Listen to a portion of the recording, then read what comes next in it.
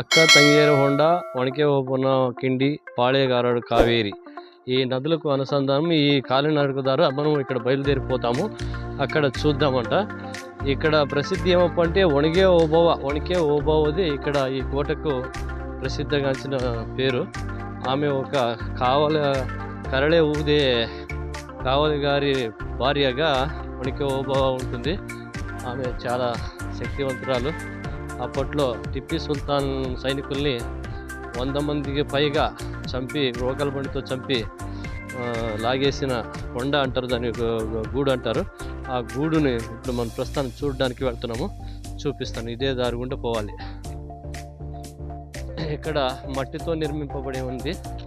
చూడవచ్చు, గోడలు చాలా అద్భుతము. అప్పుడు ఇది ఏం ప్రాంగణమో మనకి తెలియదు. విపశాలి ಮತ್ತು పాళేగారడు కావేరి బాగుంది. చూడు, మట్టితో నిర్మింపబడి ఉన్నారు అప్పట్లో.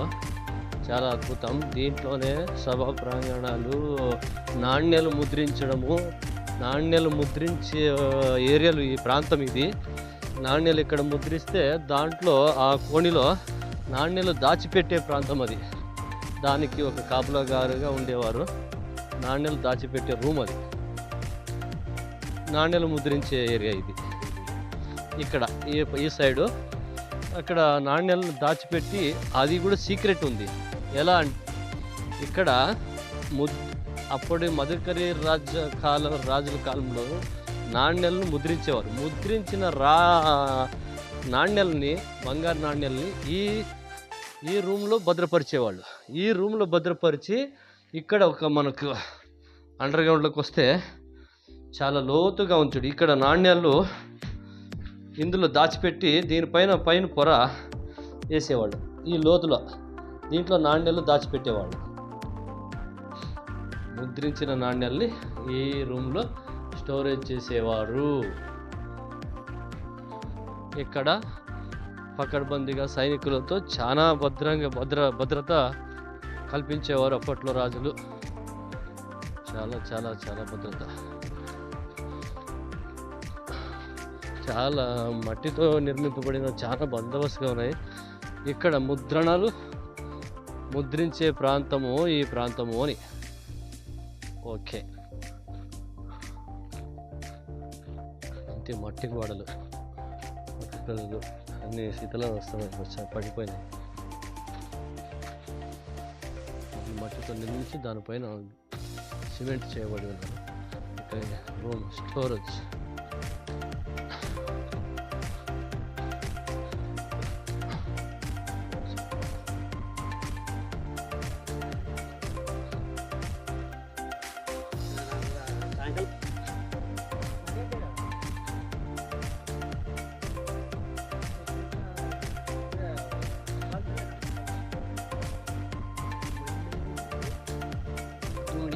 ಮಣ್ಣಿನಿಂದ ನೊಂದಿಗೆ ನಿರ್ಮಾಣ.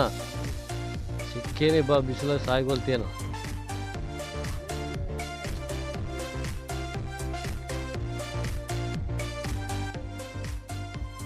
కిండి అక్క తంగియారు హోండా. ఇక మనము పోతున్నాం ఇప్పుడు చూడడానికి. ఈ దారి గుంట పోతే వణికే కిండి లేదా ఓణి లేదా ఇది సూచికం ఏమిటప్ప అంటే గుర్రాలు ఇట్లే ఎక్కించేవాళ్ళు. గుర్రాలకి గ్రిప్పుగా ఉండడానికి ఇలా హోల్స్ పెట్టారనమాట. ఆ పాదాలు దీంట్లో పెడితే ఆ గుర్రం దాన్ని నడిచిపోయేది. ఈ చారలు గుర్రాల యొక్క పాదాలు గ్రిప్పు రావడానికి అప్పట్లో చెక్కారు. అక్కడ ఒకటి గుర్రము రావడానికి రాజు ఎక్కి ఇక్కడ వచ్చేదనమాట టంకశాలకు. బ్రిటిష్ వాళ్ళ కాలంలోన చిత్రహింసలు పెట్టి ఉంటారు. రాజుల యొక్క వాళ్ళు బందీలో ఉన్నప్పుడు బ్రిటిష్ వారు అక్క చెల్లెళ్ళు చిత్రహింసలు పెట్టినందుకు వాళ్ళు ఆ టార్చర్ భరించలేక తప్పించుకుని ఈ బావిలో దూకి ఆత్మహత్యలు చేసుకున్నారు అక్క చెల్లెళ్ళు. దానికి దీన్ని అక్క తంగి హోండా అని అంటారు అన్నమాట. అంటే అక్క చెల్లెళ్ళు గుంటలు అని అర్థం.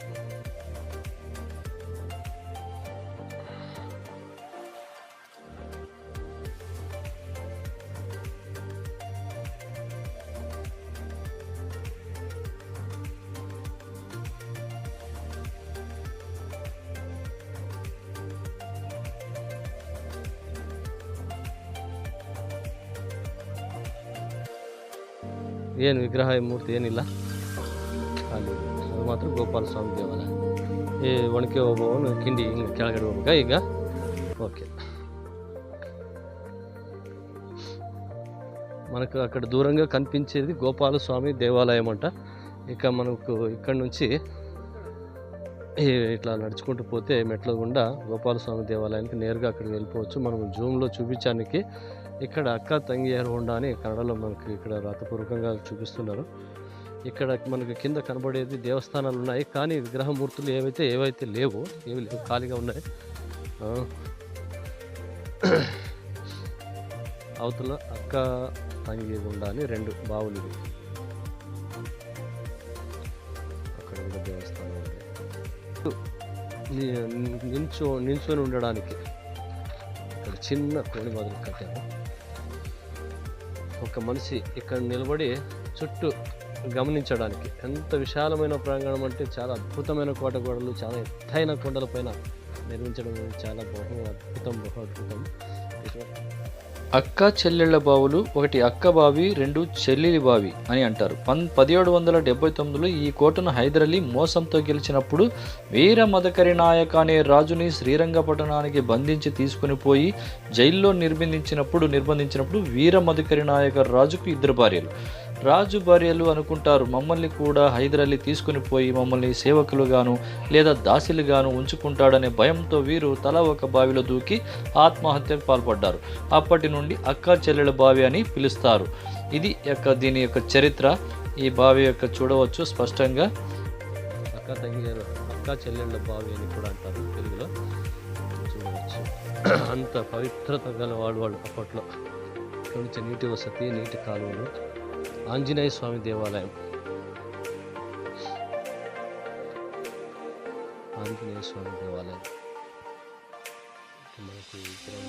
ఈ బావి వర్షపు నీరుకు నిండిపోయిన తర్వాత ఈ బావి, ఇక్కడ మనకు కనిపించే బావి ఏదైతే ఉందో, బావి నిండిన తర్వాత ఎక్కువైన నీళ్లు ఇక్కడ ఈ దేవాలయం ముందర ఈ కాలువ గుండా బయటికి పోయే మార్గం చేశారు. ఇంకా చూడవచ్చు. అప్పుడు అంత టెక్నాలజీతో, అప్పుడు తెలుగుతో ఉపయోగించారు. ఎందుకంటే ఇక్కడ అంతా ఏది గలీజు లేకుండా నీరు నేరుగా కాలువ ద్వారా కిందికి వెళ్ళిపోయాయి అన్నమాట. కాశీ విశ్వనాథ దేవాలయం, ఇక్కడ మనం చూసేది కాశీ విశ్వనాథ దేవాలయం. చిత్రదుర్గంలో కాశీ విశ్వనాథ దేవాలయం అతి పవిత్రంగా చెప్తారు. మనం ఇప్పుడు చూస్తున్నాము.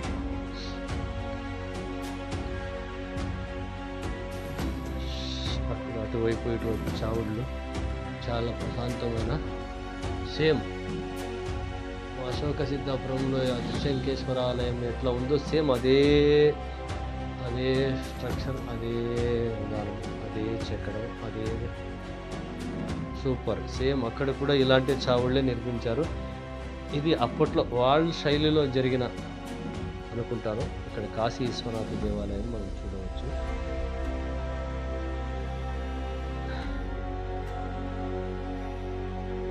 ఉన్నాము మనం. ఇంతకుముందు బ్రహ్మగిరి బెట్ట అయితే ఏదైతే అన్నామో అశోక సిద్ధాపురంలో కర్ణాటకలో, అది కూడా చిత్రదుర్గ జిల్లాలోకే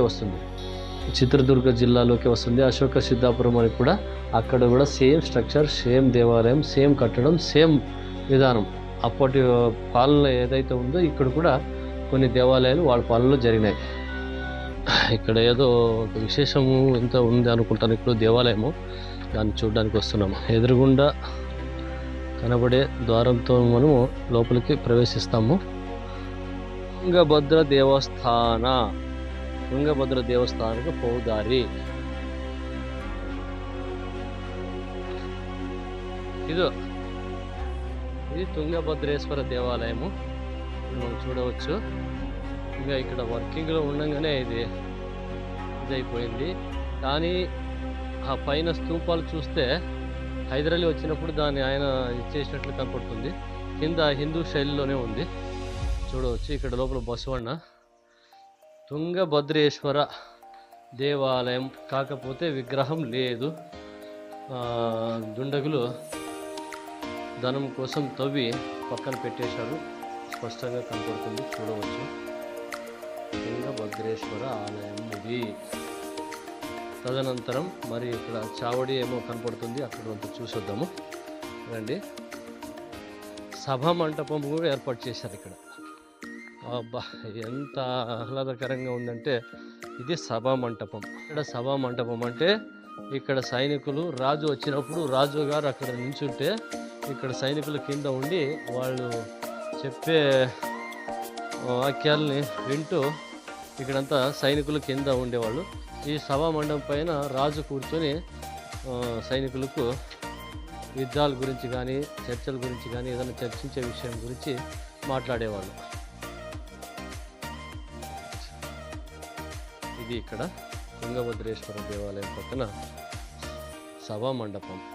ఓకే, లెట్స్ గో. మరో తర్వాత వణికే ఓబవ్వ సమాధి కూడా ఉంది. ఈ కోటకు ప్రఖ్యాతిగాంచిన ఆమెనే వణికే ఓబవ్వ అనే ప్రఖ్యాతిగాంచిన పేరు. తుంగభద్రేశ్వర ఆలయ వెనుక భాగం కూడా సభా మండపాలు చూడవచ్చు. ఇక్కడ ఈ బండరాతి కిందనే సైనికులు నీడను ఆస్వాదించేవాళ్ళు. ఇక్కడ కూడా ఒక ధ్వజస్తంభం ఉండేది, ఇక్కడ ఒక కోణి ఉంది. ఇది సభా మార్గమా లేకపోతే సైనికులు వారి ఇల్లా? సైనికులు ఒక ఇల్లు ఇక్కడ కూడా కట్టి అండర్ గ్రౌండ్ సిస్టమ్ టైప్లో కట్టారు. చాలా అద్భుతం. ఒక బండరాయికే ఇది నిర్మితమైంది. Wow, super. ಸಾಧ್ಯವಿಲ್ಲ ಇದಕ್ಕೆ ಏನು. ಅದಕ್ಕೆ ಮತ್ತು ಅವ್ರ ಕೈಲಿ ಆಗಿಲ್ಲ. ಮತ್ತು హైదరాబాద్కి ఈ కోటను వశపరుచుకోవడానికి చేత కాకపోయిన పక్షంలో దొడ్డిదారిన వచ్చి రాజుల్ని ఈ కోటను వశం చేసుకుంటాడు. అత్యంత క్లిష్టభరితంగా కష్టంగానే ఉంటుంది. ఈ కోటలో దూరాలంటే చాలా కష్టంగానే ఉంటుంది. అంత పకడ్బందీగా నిర్మింపజేసిన నిర్మాణాలు కోటగాళ్ళు.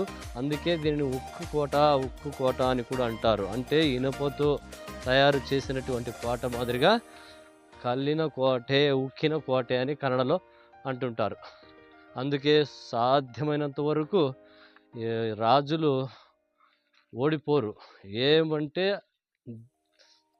గతి తప్పిన మార్గంలో దొడ్డిదారిన వాళ్ళు మార్గాన్ని ఎంచుకొని టిప్పు సుల్తాన్ హైదర్ అలీ ఈ కోట పైన దాడి చేయకి దొడ్డిదారిన ప్రవేశించి ఈ కోటను వశం చేసుకొని రాజుల్ని వశపరుచుకుంటాడు. ఆయన చేతిలోకి వెళ్ళిపోతుంది ఈ కోట.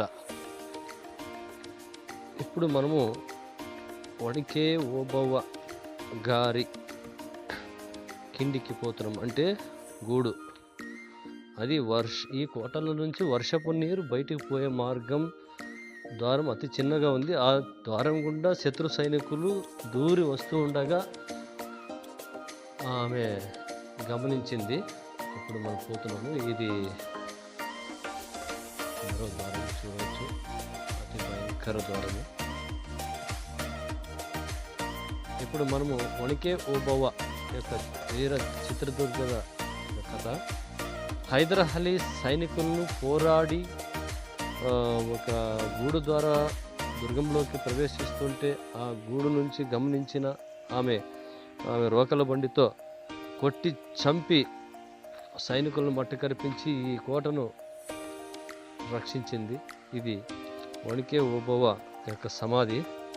ఈమెది బళ్ళారి జిల్లా కూడ్లికి తాలూకా కుడేకోట అనే గ్రామము. ఈమె పుట్టిల్లు. ఈ పుట్టింటి వారు ప్రతి ఏటా ఇప్పటికీ ఈ సమాధిని సందర్శించి పూజలు చెల్లిస్తూ ఈమె వంశీకులు చెల్లిస్తూ ఉంటారు.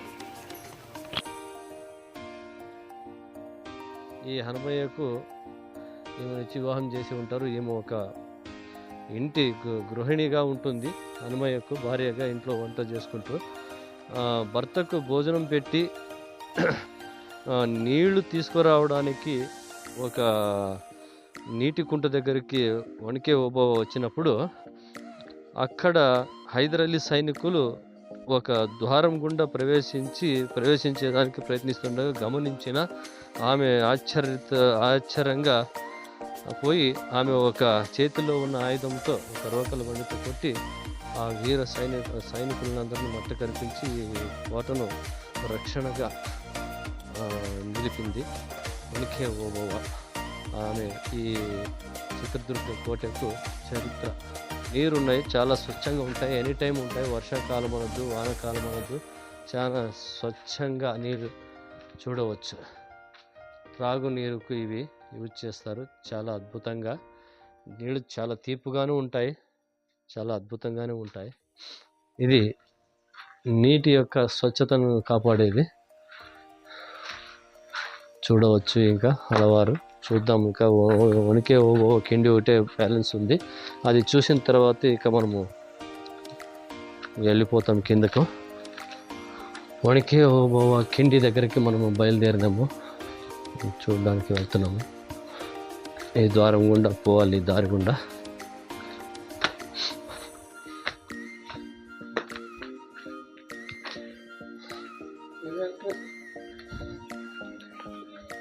వణికే ఓబవ్వ కిండి దగ్గరికి వస్తున్నాము. ఇక్కడ మనకు ఒక ఆంజనేయ స్వామి దేవస్థానం కనబడుతుంది. అప్పుడు కరళి ఊపే హనుమయ్య భార్య కానీ హనుమయ్య కానీ ఇక్కడ పూజలు చెల్లించుకునేవాళ్ళు. ఈ ఆంజనేయ స్వామికి అతి పురాతనమైన దేవాలయం, హిందూ దేవాలయం. వణికే ఓబవ్వ గారు ఇల్లు, ఆయన భర్త, ఆమె ఇదే గృహంలో ఉండేవారు. వర్షాకాలంలో వర్షపు నీరు వస్తే వచ్చిన నీరు బయటకు పోవడానికి హోల్స్ ఆ గెర్రి ద్వారా అట్లే బయటకు వెళ్ళి కడగకి వెళ్ళిపోయేవి నీళ్ళు. ఇది వణికే ఓబవ్వ గారి గృహం, ఇల్లు అనమాట. ఇదే వాళ్ళ ఇల్లు, వణికే ఓబవ్వ గారి ఇల్లు. హనుమప్ప నాయక భార్య ఆయన వణికే ఓబవ్వ గారి ఇల్లు. ఆమె ఇక్కడ పూజలు చెల్లించుకునేది ఆంజనేయ స్వామికి. వణికే ఓబవ్వ గారి ఇంటి దగ్గరలోనే మంటపం ఉంది.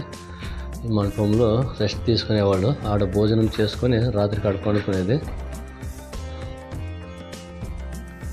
వణికే ఓబవ్వ గారు భర్త మధ్య హనుమయ్యకు భోజనం పెడుతుంది. అప్పుడు త్రాగడానికి నీళ్లు లేకపోవడం వలన కడవ తీసుకొని మంచినీటి కొలనుకు నీళ్లు తీసుకురావడానికి పోయి వస్తుండగా ఏదో శబ్దం వినిపిస్తుంది ఓబవ్వకు. హైదరాలీ శత్రు సేనలు కిండిలో కనిపిస్తారు. అప్పుడు భర్తకు చెప్పకుండా రోకల బండి తీసుకొని పోయి కోపంతో శత్రువులు రంధ్రం గుండా వస్తున్న వారిని రోకల బండితో బాది 100 మంది సైనికులను హతమార్చి చంపుతుంది. భోజనం చేసి బయటకు చూసిన భర్త అవక్కయ్యాడు. అప్పుడు మధ్య హనుమయ్య కోట బురుజుపైకి ఎక్కి కరళే నాదాన్ని ఊపి కోటలో సైనికులను యుద్ధభేరి మోగిస్తాడు. వీరు మామూలుగా కోటలో కాపలాదారుగా పనిచేసేవారు తప్ప వీరు రాజవంశకులు కాదు. ఇది వీరి చరిత్ర. కానీ హైదరాలీ శత్రుసేనలో ఒకడు దొంగచాటుగా దాక్కొని ఓబవ్వను హతమార్చుతాడు. అప్పుడు ఈ కోటకు ధీరవనిత అని వణికే ఓబవ్వ పేరు చరిత్రలో నిలిచిపోయి. నేను ಕಡೆಗೆ ಬಂದ್ಬಿಡು, ಅದರಲ್ಲಿದ್ದ ವಿಡಿಯೋನೇ ಮತ್ತೆ. ఇక్కడ మౌలాసాబ్ అనే వ్యక్తి వణికే ఓబవ్వ గూడు నుంచి బయటికి వచ్చాడు. ఈ చిన్న రంధ్రం గుండా శత్రు సైనికులు, హైదరాలీ సైనికుల్ని వీరవనిత వణికే ఓబవ్వ గారు హతమార్చి రోకల బండితో బాది చంపిన సంఘటన ప్రదేశం ఇదే. స్పష్టంగా చూడవచ్చు. ఇక్కడ హుబ్లీ పిల్లవాళ్ళు, బెళగాం పిల్లవాళ్ళు ఇక్కడ రంధ్రం గుండా బయటకు వస్తున్నారు. బెళగాం పిల్లలు చూపించవచ్చు. ఓకే, ఇది వర్షపు నీరు పోవడానికి రంధ్రము. ఈ వర్షపు రంధ్రం గుండా హైదరాబాద్ సైనికులు దీన్ని ఆధారంగా చేసుకొని ఈ కోటను వశపరుచుకోవాలని చూస్తారు. ఇప్పుడు ప్రస్తుతానికి బెళగాం పిల్లవాడు ఈ రంధ్రం గుండా బయటకు వచ్చేసాడు. ఇదే విషయము మనం గమనించి చూడాలి. ఇదే వణికే ఓబవ్వ గారి కిండి అని అంటారు కన్నడ. ఇది వణికే ఓబవ్వ గారి చరిత్ర. చిత్రదుర్గం చరిత్ర పేరు ఎట్లా వచ్చిందంటే ఈమె ద్వారా నుంచే ఈ చిత్రదుర్గ కోటకు పేరు. అంటే ಸರಿಯಾಗಿ ಬಂತು. ವಣಿಕೆ ಓಬವ್ವಲಿಂದ ಹೆಸರು ಬಂದಿದೆ. ವಣಿಕೆ ಓಬವ್ವಲಿಂದ ಗಂಡಗ ನೀರು ಕೊಟ್ಟಿದ್ದಾಳೆ, ಕುಡಿಯೋಕ್ಕೆ ಊಟ ಇಟ್ಟು ಕೊಟ್ಟಿದ್ದಾಳೆ. ಇವರು ಇಲ್ಲಿ ಗಲಾಟೆ ಆಗೋದು ಒಬ್ಬೊಬ್ಬರು ಬರೋವಾಗ ನೋಡಿ ಗಂಡ ಇಲ್ಲಿ ಕುತ್ತಿಗೆ ಬೀಳೋದು ನೀರು ತರಕಂತ ಬಂದು ಇಲ್ಲಿ ಒಬ್ಬೊಬ್ಬರನ್ನ ವಣಿಕೆ ಓಬವ್ವ ಹೊಡೆದಿದ್ದಾಳೆ.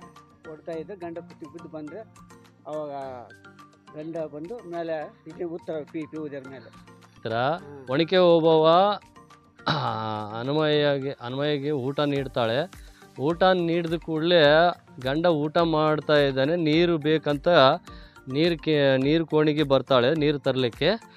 ಆಗ ಹೀರ ವನಿತಾ ಆದ ಒಣಕೆ ಓಬವ್ವ ಶತ್ರುಗಳನ್ನ ಗಮನಿಸ್ತಾಳೆ. ಹೈದರಾಲಿ ಸೈನಿಕರು ಕಿಂಡಿಯಲ್ಲಿದ್ದ ಬರೋ ಪ್ರಯತ್ನ ಮಾಡ್ತಾ ಇದ್ದಾಗ ನೋಡಿ ಗಮನಿಸಿದ ಭಯಂಕರ ಕೋಪೋದ್ರೇಕದ ಆಗಿ ಒಣಕೆ ಓಬವ್ವ ಗಂಡನಿಗೆ ಹೇಳದಂತೆ ಹೋಗಿ ಒಣಕೆಯನ್ನು ತಗೊಂಡು ಹೋಗಿ ಒಬ್ಬೊಬ್ಬರನ್ನ ಬಾಧಿಸಿ ಶತ್ರುಗಳನ್ನ ಸಂಹಾರ ಮಾಡಿ ಕೊಲೆ ಮಾಡಿದ್ದಾಳೆ. ಇದು ಒಣಕೆ ಓಬವ್ವ ಚರಿತ್ರೆ ಅಂತ ಹೇಳ್ತಾರೆ.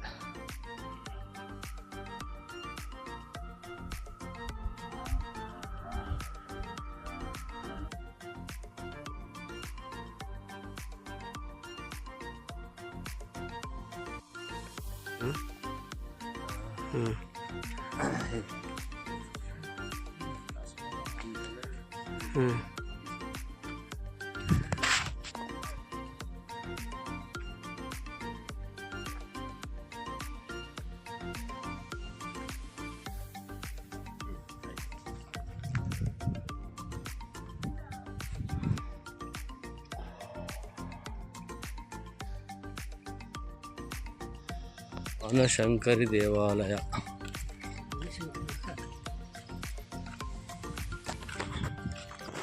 ఫైనల్ ఇక ನಾವು లాస్ట్ చివరిన మనము ఇప్పుడు మందుగుండు తయారీ ఇసురు రాయితో ఇసిరి తయారు చేసే విధానం యొక్క యంత్రం యొక్క చూడబోతున్నాము. ఇదే లాస్ట్ ఫైనల్. చిత్రదుర్గం కోట అంతా చూసాము. ఫైనల్గా ఇది ఒక్కటి చూసుకొని ఇక మనము మా ఊరికి ఇంకా ప్రయాణం అవ్వడమే. చివరిసారిగా మౌలర్ సాబ్ గారు నాకు గన్మ్యాన్గా ఉన్నారు. వెనక 5 గన్నులు ఉన్నాయి బ్యాగులో. ఎవరైనా నా పైన అటాక్ చేస్తే అట్లే మిషన్కి అంతా గడని షూట్ చేస్తాడు. ఆయన నాకు రైట్ హ్యాండ్గా ఉన్నాడు గన్మ్యాన్. చూడవచ్చు, అద్భుతంగా ఉన్నాడు. రాబోయే సినిమాల్లో కూడా ఆయన్ని షూట్ చేయబోతున్నాము. ఇప్పుడు మనం ప్రస్తుతానికి లొకేషన్కి వచ్చేసాము. మందుగుండు తయారీ చేయు ప్రాంతానికి వచ్చేసాము. ఇప్పుడు మీకు స్పష్టంగా చూపిస్తాము, చూడవచ్చు. ಅಷ್ಟು ಸುಲಭವಾಗಿ ಇಲ್ಲಿ ಇದ್ರಾಗ ಹಾಕಿ ಬೀಸಿದ್ರೆ ಇದ್ರೊಳಗೆ ಬಿಡೋದು ಮುಂದೆ ಅಲ್ಲಿ, ಮತ್ತು ಅದ್ರಾಗ ಎತ್ತುಗಳು ತಿರುಗಿದ್ರೆ ಅವೆಲ್ಲ లాక్ సిస్టమ్ ఇదాలి. ఈ లాక్ సిస్టమ్తో మొత్తం ఒక చోట తిప్పితే మొత్తం ఈ 4 చక్రాలు తిరిగాయన్నమాట. ఇది యంత్రాలు. అంటే అప్పుడు టెక్నాలజీ యూజ్ చేసి మందుగుండు విసురు విధానము, విసురు రాయి అని అంటారు దీన్ని. చూడొచ్చు, 1, తర్వాత 2, తర్వాత 3, తర్వాత 4. తర్వాత మందుగుండు తయారు చేసి దాన్ని పౌడర్ను నింపుకొని మందుగుండు తయారు చేసేదానికి ఇక్కడ మనం మనుషులు కిందకు దిగడానికి మెట్లు ఏర్పాటు చేశారు. ఈ మెట్ల గుండా దిగి మందుగుండు తయారు చేసిన దాన్ని ఎత్తుకొని పైకి సప్లై చేసి ఇటు మెట్టుకులు ఉన్నాయి, అటు మెట్టుకులు ఉన్నాయి. ఇదే చివరి స్పాటు. ఇక ఇక్కడ కూడా కొన్ని మనకు అప్పటి కాలంలో, రాజుల కాలంలో పాత ఇండ్లు అన్నాము, పాత భవనాలు అన్నాము. ఇప్పటికీ మట్టి గోడలు దీని వెనక మాలనే కనబడుతున్నాయి, చూడవచ్చు. ఇక చాలా వరకు శిథిలమైపోయి నాశనం అయిపోయాయి. ప్రస్తుతానికి మొండి గోడలు నిలబడినాయి, చూడవచ్చు. కావును ఇక చివరిసారిగా ఇక మనం వెళ్ళిపోతున్నాం ఫ్రెండ్స్. ఇక మేము మధ్యాహ్నం ఎక్కాము, సాయంత్రం దగ్గర 4 వస్తుంది. ఇక మా ఛానల్ వన్నా యూడిఎల్ అనే ఛానల్, మా ఛానల్ని సబ్స్క్రైబ్ చేయండి, లైక్ చేయండి, షేర్ చేయండి. తప్పకుండా మా వీడియోలు మీరు చూస్తారని ఆశిస్తూ ఇక ఇక్కడ నుంచి మేము సెలవు తీసుకుంటున్నాము. ఇక ఇక్కడ నుంచి మాకు 3 hours ప్రయాణం ఉంటుంది, మా ఊరు వెళ్ళాలి. ఇక చూడాలనుకున్నాము. పండుగ రోజు వచ్చి మనం ఇక్కడ ఈ చిత్రదుర్గం కోటను చూసాము. చాలా సంతోషం అనిపించింది. చాలా హాయిగా ఉంది. చాలా చూడవలసిన ప్రదేశం. Hi bye.